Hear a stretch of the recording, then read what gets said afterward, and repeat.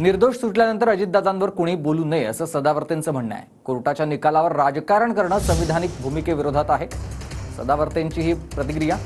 अजितदादांची जप्त प्रॉपर्टी मुक्त झाल्यावर सदावर्तेंनी हे वक्तव्य केलं आहे।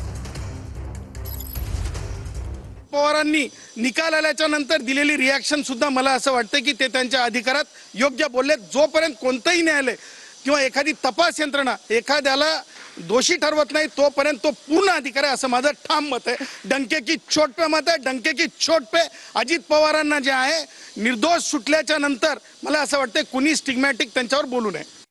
न्यायमूर्ती भंडारी यांनी जर निकाल दिलेला असेल की अजित पवार यांच्या त्या जे खाते आहेत बेनामी मालमत्तेच्या संदर्भाने जर क्लीन चिट दिली असेल तर मला असं वाटतंय तो दिलेला न्यायालयाचा निर्णय आहे आणि न्यायालयाच्या निर्णयावर आपण कोणताही चुकीच्या पद्धतीनं बोलणं किंवा राजकारण करणं मला असं वाटतंय ते भारतीय संविधानाला अपेक्षित नाही, अभिप्रेत नाही आणि संविधानिक भूमिकेच्या विरुद्ध जाऊन वागणे असं मला वाटतंय।